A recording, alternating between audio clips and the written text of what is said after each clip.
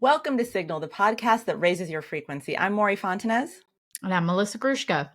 And today we are here to process right alongside you the results of the U.S. election. Bean, are you ready to talk about that? I don't know. I'll try my best. Hi, my best friend. Hi, buddy. It feels Hi, like buddy. a solemn moment to greet you, but it's good to see your face.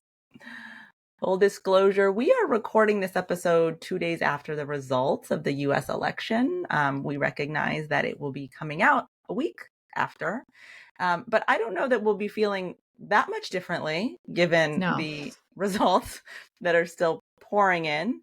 And so, normally what Bean and I would do would be to call each other and process. And so we thought, well, why don't we just call each other and process and make it an episode? So this is going to be slightly less structured. It's going to be two friends really talking about what it feels like to be waking up to this reality in this moment in this country.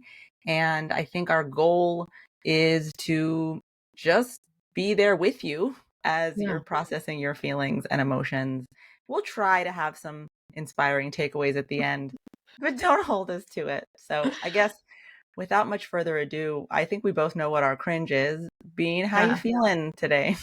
Today I feel actually really angry. Yesterday I felt so devastatingly sad and crushed. And today I woke up feeling like rage. Which is not a feeling I typically have unless it's like someone messes with like you or my kids. There's not a lot of like rage for my own shit.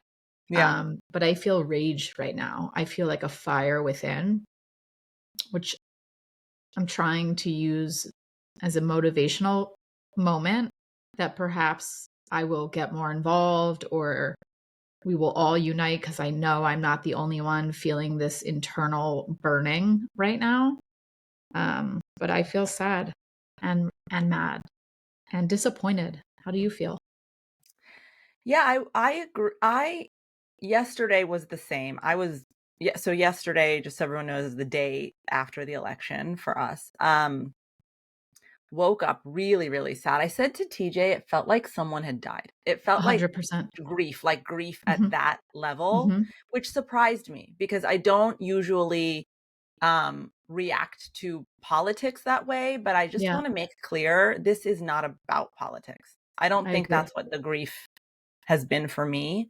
And a couple of things made it worse. Both of my two kids who live here, we have two others, obviously, we're blended, but Raina and Keon were really involved. They were really interested. They were debating with their friends. They were watching Kamala and feeling like, oh, okay, I kind of feel good about things again. They obviously, and lots of kids, by the way, reflect this. They watch Trump and they think, what? We're taught that we're not allowed to lie or break the rules or name call or be harmful. So, matching that up against what they're hearing from their parents in Sesame Street, it's not matching. And so I guess long way of saying the biggest heartbreak for me was how devastated they were. Both of them were emotional in the morning. One of them couldn't go to school until a little bit later. Oh, wow. And I felt like such a clear, oh, wow, you can't protect them from everything. And this is the country that we are handing them. And it's ugly. Like, it's not that the country's ugly. We live in a beautiful place. But the things they're hearing are so ugly. And I think as a parent, I'm having a hard time reconciling how to help them remember that there's so much love and goodness and light when so many people voted for so much hatred. I think you should share how you are going to do that, because I'm an adult and I am really struggling right now to understand where the love went and where the hope is. And for me in particular, I live in Bucks County. And if you have not been living under closely, if you have not been living under a rock, you know that it was a pivotal county in a pivotal state. And Trump won Bucks County. And for me, I mean, my kids are a little younger than yours. I don't feel like it's registered for them in the same way. For me, it was about who am I surrounded by? Where am I Yeah. living? Like what is the community that I'm exposing my own children to? And I'm so I will say we looked a little closer in my particular town, Kamala won. So I was like, Yeah. okay, there's a little breath of fresh air in that, but it's still I'm surrounded. I'm surrounded, and I don't know, again, speaking to parenting and honestly, I guess my own internal self, how to not other them when I'm Yeah. complaining about them othering everyone else. How do I show up and treat them with humanity and kindness when I feel like they are destroying our world? That's such a real question. I think that it's a question that everyone who wants to try and heal is asking. I think there's a lot of people who are still just in their grief and their rage and not able to even think about how do I look at the other side. But okay, so I think a couple things just to try to organize my thoughts and hopefully this conversation. The first being that the whole country went in this direction. I think we just have to reconcile that.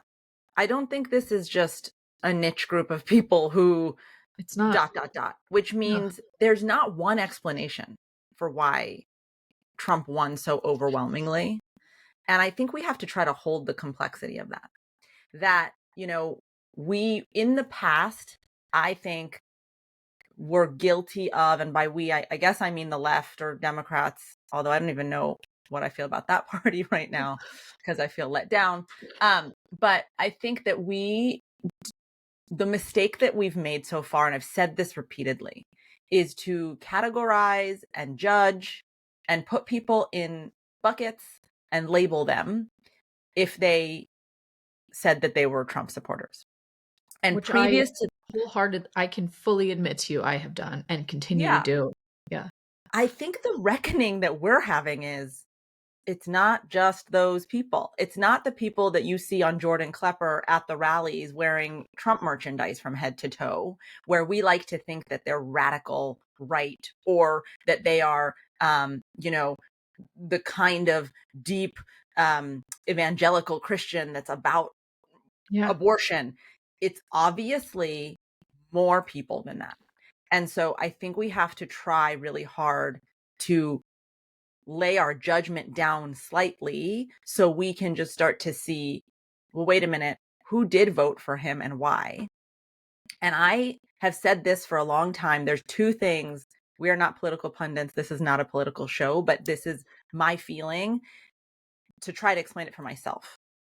The first one is when people cannot afford groceries and cannot feed their families, that level of pain, suffering, desperation cannot be rationalized with, nor should we expect that it should be.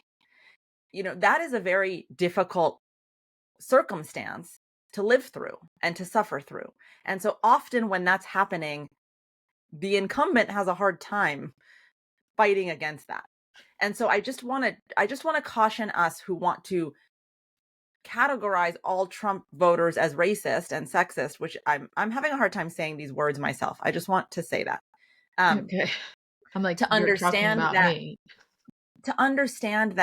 this is about more than that for people who have had a hard time living through inflation and just existing and surviving.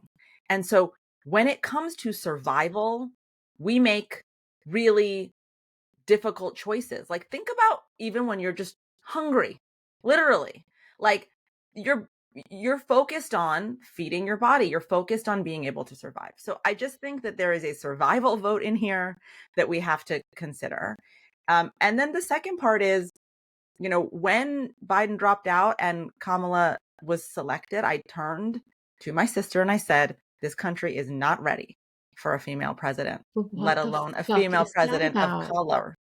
The fuck is that about? I had this conversation this morning. My husband disagrees. He thinks it has nothing to do with her being a woman. I said, "Are you out of your mind? Like 100% this country's not ready for a woman." And that in itself is so disturbing. Yeah, I think I saw something like 86 countries have had female leaders and not the US. And I don't think they're close to it. I mean, look at this vote. We see it. That we're just not close to it. And back to your point, I agree. Fine. I can attempt to not bucket those individuals, but there are so many others, like in my community, who are able to feed their children through inflation Yeah. and feed themselves. And I texted this morning a neighbor friend of mine to ask about another neighbor at the bus stop because I am very vocal about my opinions and my feelings on this. And I realized I had been discussing it and they were kind of quiet. And I asked her, "Do you think that they voted for Trump?" And she said, "I just don't know." And these are Yeah. nice people who we engage with daily. But I cannot find it in my heart of hearts to say, well, they have other redeeming qualities, because I think Trump is such a monster that no matter what aspect of him that you voted for, how could that, his lack of kindness and care and concern for others, not resonate with you as a human, just as a human being? Like, how can the way he communicates and treats women and grab him by the pussy and all of these horrible things, he's an accused rapist, how do these things not impact you? I don't understand. And I want to, because I think I'm doing my children a disservice by Yeah. othering people so much in this way I when said that I today. yeah, when I do promote kindness and inclusivity and accepting others, even when they don't always agree with you, but I can't find it right now. And I don't know how to. How do we ignore the fact that they ignored this huge, glaring, criminal, rapist, racist?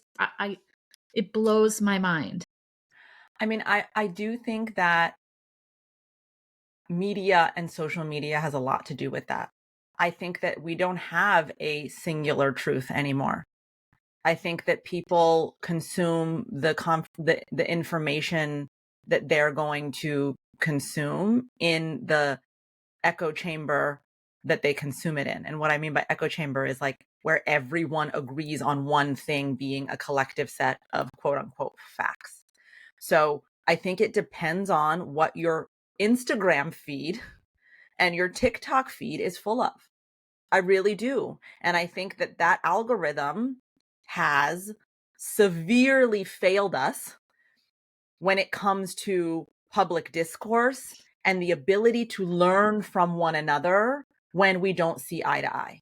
I think what social media has done for this election is allowed us to just stay in our little bubble of what we believe and then keep getting fed more and more content from influencers who agree with us and news snippets that are taken out of context to further indoctrinate a way of thinking. So I guess what I'm saying is those people at the bus stop are not seeing the same Trump you're seeing because they're reading different news and they're hearing different snippets. You know, CNN's showing you one snippet of his rally. They're Agreed. seeing the part where he, you know, says something about how they're going to be able to afford more, right? Like that is, we cannot ignore the fact that we are receiving two different sets of data.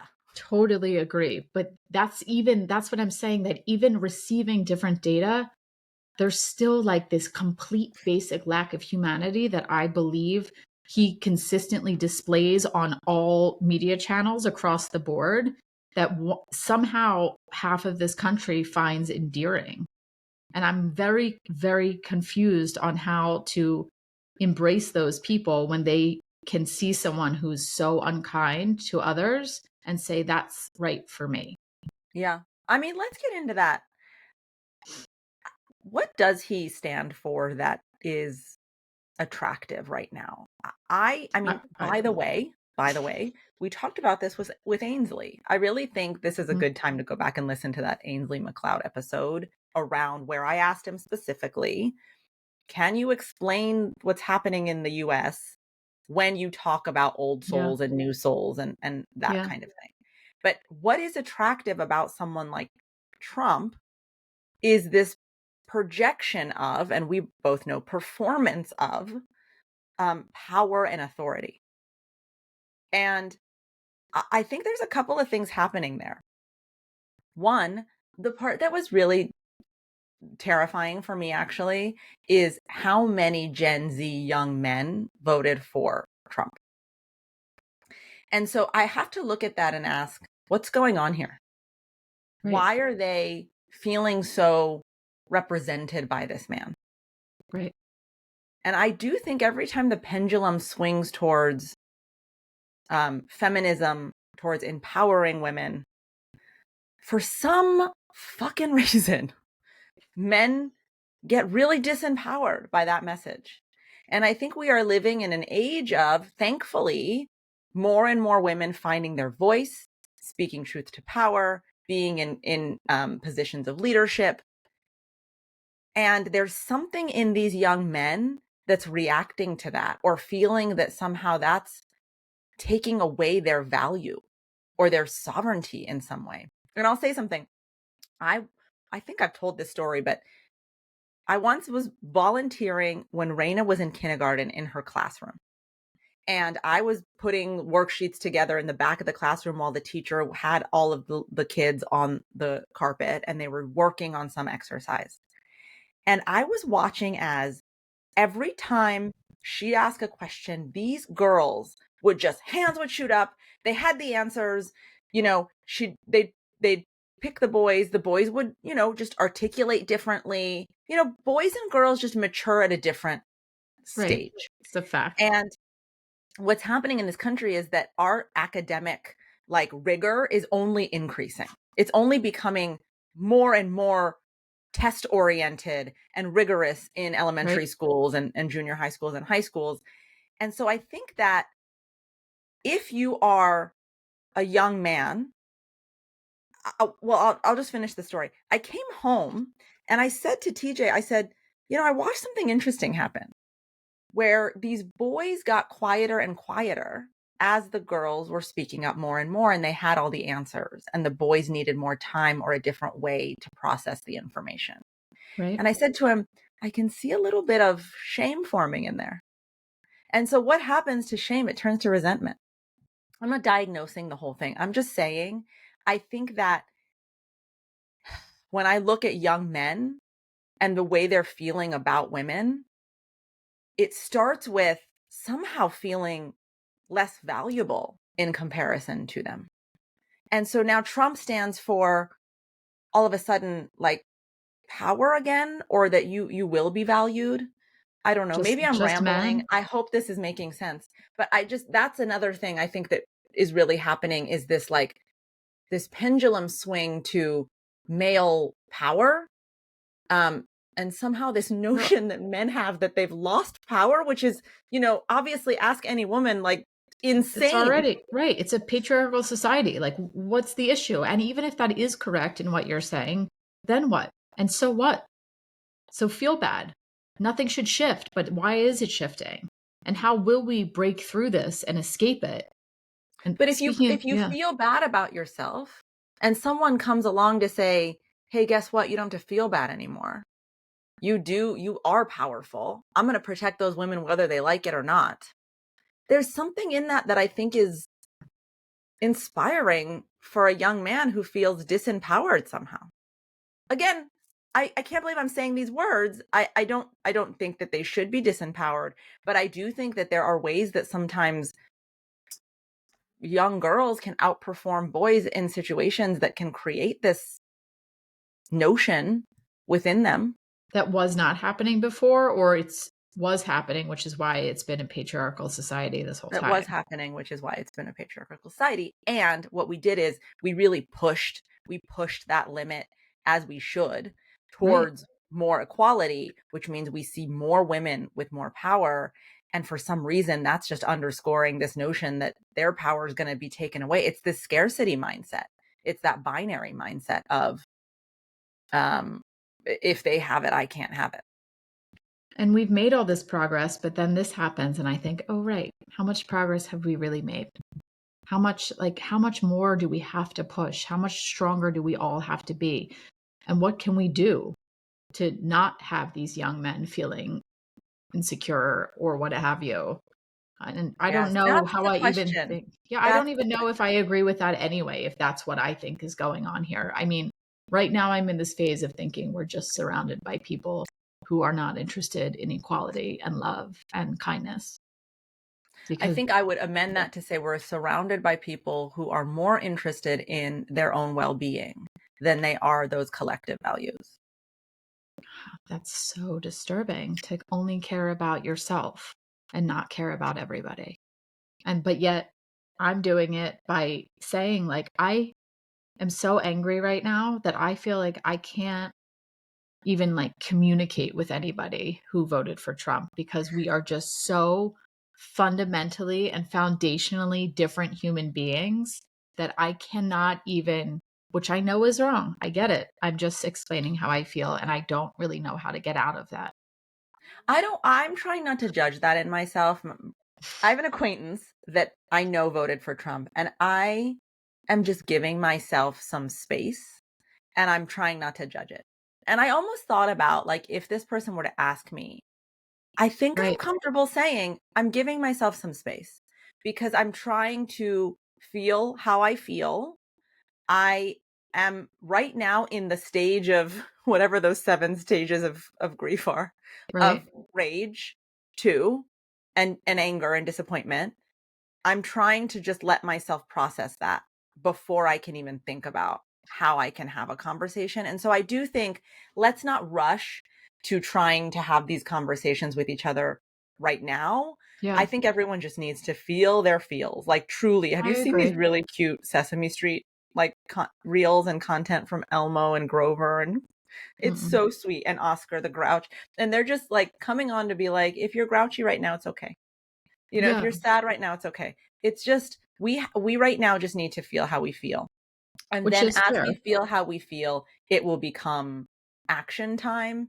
And I think that the majority of our action needs to be focused on protecting rights. I have just a couple of very obvious organizations we'll put in the show notes that you should look at and see what they're doing and see how you want to get involved and support them, because this is about now protecting rights. It's about protecting women's rights. It's about protecting LGBTQ plus rights. It's about protecting Black people in this country. It's about protecting immigrants. Like, we need to really get involved in that protection. And I do believe this is a wake up call, and you are going to see more engagement from people. I really do believe that. I'm already hearing that from the people who are texting me. Like, I've never felt more grounded in my purpose. I said this to Me you too. yesterday. You were like, how are you coaching? Because I Right. woke up crying. And I Right. said, it's so interesting because yesterday happened to be a day where I was coaching all women, Oh. female executives, female public personalities. And I felt like, God damn it, if I'm not going to make sure I empower you people. Oh, Like, this is wow. exactly what my purpose is. I also called every single one of my LGBTQ plus friends and clients, all of my trans friends and clients, everyone, just to check in on them. So I do feel like we are going to be more grounded in our purpose of fighting. And we have to do that after we feel our feelings. And I do think we have to start thinking about how we're going to talk to the other side, because we can't stay divided. I said this to my kids yesterday. They have cousins in Florida. And I just said, guys, please do not let this get in the way of your relationship with your family. We can't stay divided, I agree, but I don't know how to bridge the divide. And like again, I guess I'm doing exactly what I'm against. I'm against all of these people who are spouting hate and not allowing others' perspectives in, but I'm doing the same thing. But like I just don't I don't want to engage with people who are so selfish in my mind and who don't care about women's rights and trans rights, who they're not important to, that humanity is not an important goal of theirs, like having a better world. I guess they think that they are creating a better world. They do. If you've seen some of the interviews that people are like catching of people's reactions yesterday, there's a lot of people who I was surprised were like, we saved democracy or we saved this country. And I just want to say this. I think once I get past my inability to look at the other side, which I know that I will, I think my strategy is genuinely curiosity because I am starting to become genuinely curious. Yeah. And so what curiosity requires is a lack of assumption, is a just a question. It's like what we learn when we're being taught the scientific method. Like you're not going to, you might have a hypothesis, but you're going to go into this experiment really open to what might come out of that. I think we have to think about like, and let me ask you, what is one question you genuinely have for someone who voted for Trump to just try to understand them better? Why do you think that women don't have a right to make decisions about their own bodies? If somebody came up to you and said, I'm going to cut your finger off, would you have a say? Would you say anything? Would you say, well, that's my finger and I need that finger and that's on my body and you have no right to touch me in that way? Or would you just let somebody else make the decision about who takes your fingers and who doesn't? Would you let the government make a decision about your fingers go? That's my question. I What's think your that's question? such a fair question, but that's not a question that comes from curiosity. It's a question that comes with an assumption. So I Totally. would say Totally. like if I want to actually have a generative discussion where I do learn something, I think the way that I would ask that question is, what really made you vote for him? And then my follow-up would be, where did women's rights fall into this for you? And if they Rather tell than you, assuming that it didn't. okay, okay, fine. And if someone tells you, like, I think a lot of people in this country feel that it's God's way, we have no right to intervene.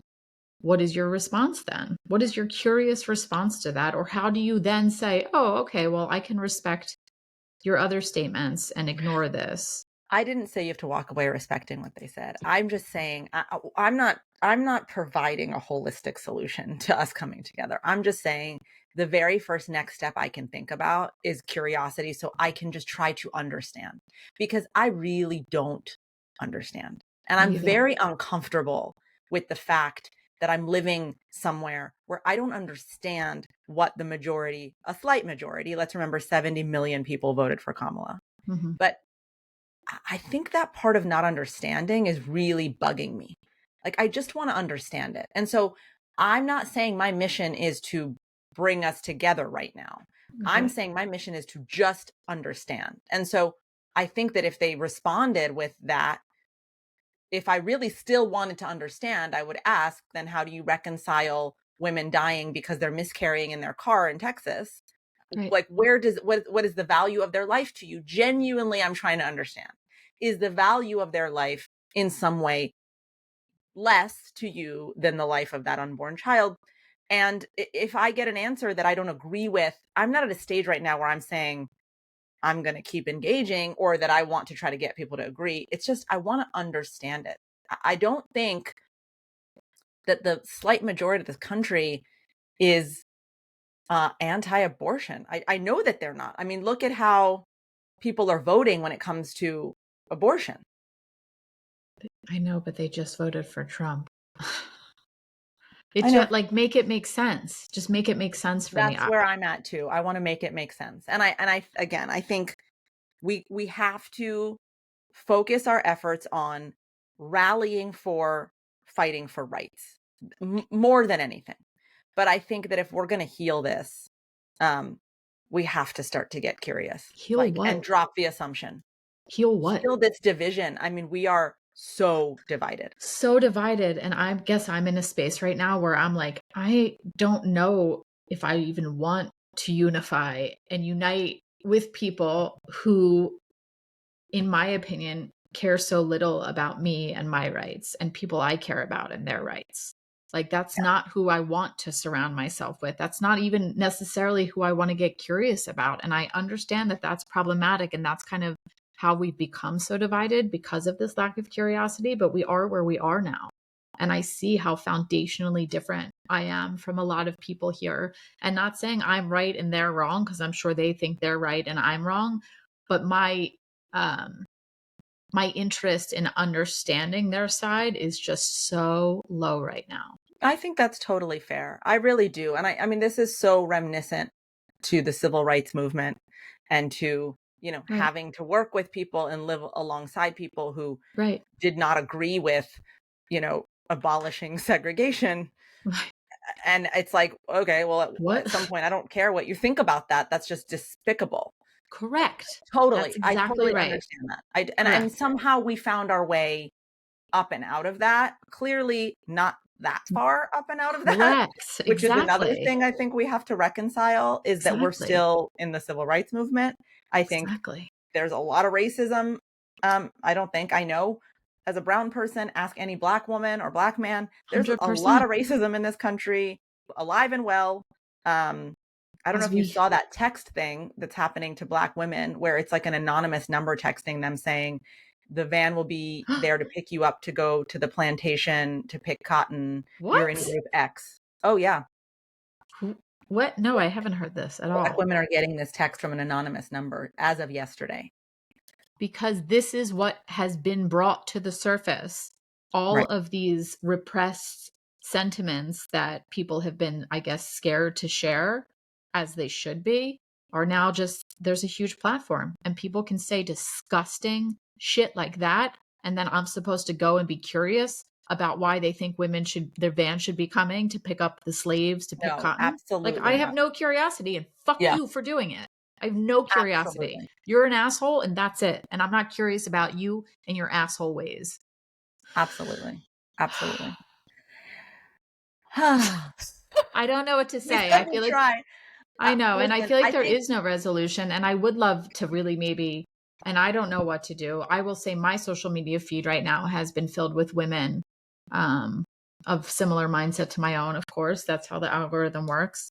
And these are women who are saying, like, we got to get up.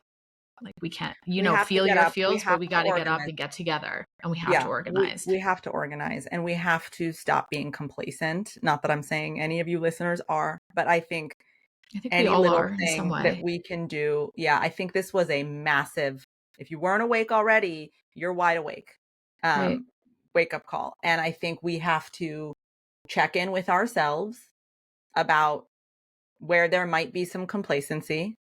And Yeah. I think we just have to understand that this is not the time for that. Like, we have to be engaged. And by the way, just so we're clear, the reason that we're having this conversation on this podcast, which is about self growth and self Yeah. awareness, is because this is a time to do that internal inventory. Where have I stayed silent when I need to be speaking up? When have I allowed people to crash my boundaries and the boundaries of others so that they can be comfortable? Where am I complicit in this patriarchal, racist world? Where do I watch harm occur, even if it's a microaggression in a tone or a way that someone is spoken to? A Black person that you're with, a gay person that you're with, they're not even there and someone's making a joke. Are you Right. laughing about it? Stand Or up. are you speaking up?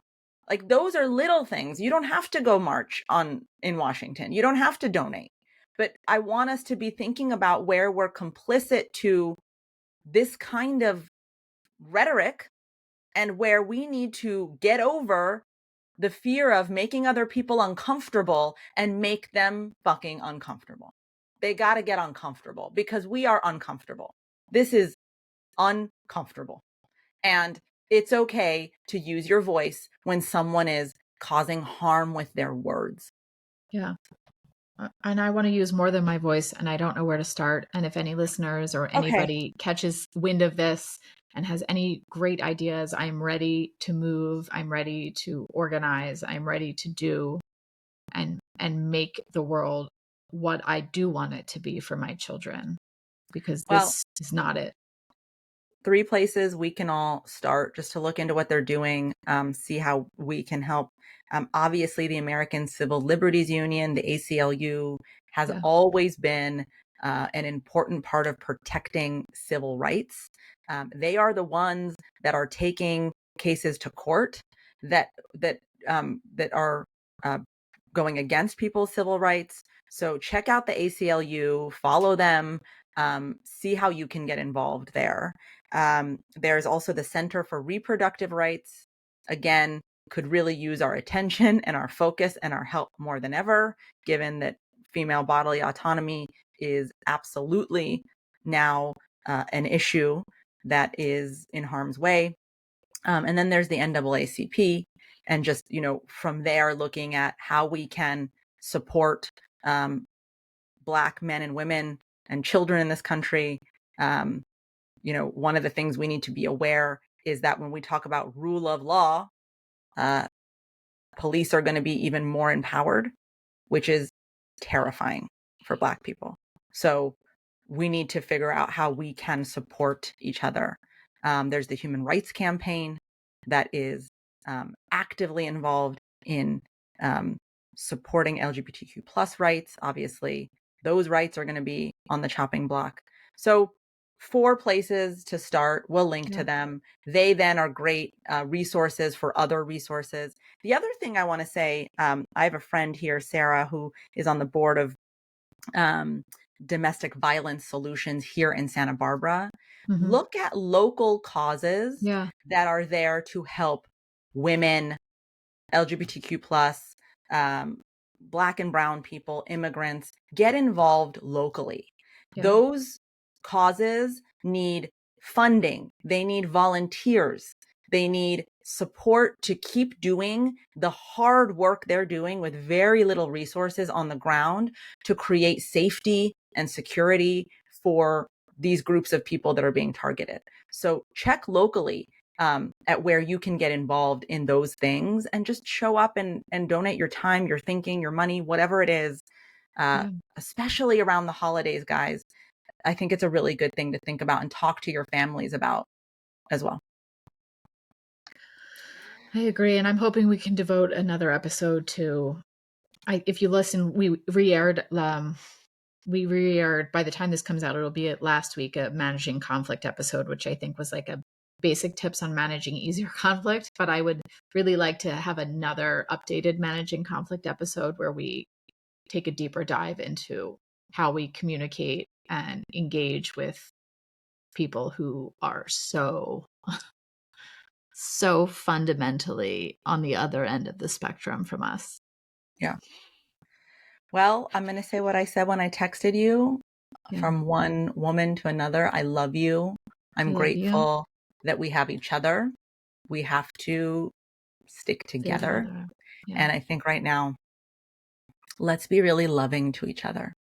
The power of that love is so healing for those of us that are afraid, that are sad, that are disappointed. So just to all you listeners, we make this show because we love you all so much. And you always can find a safe space here where we will talk about things that are always about making your life better, making you feel more whole and more empowered. And we commit to doing that even more now than ever before. So thank you for listening. And, I think this is an important conversation. So please share this conversation with as many people as you can, and have a conversation with them about the episode, and get involved. Love you, Bean. Love you. See you next week. See you next week. Bye.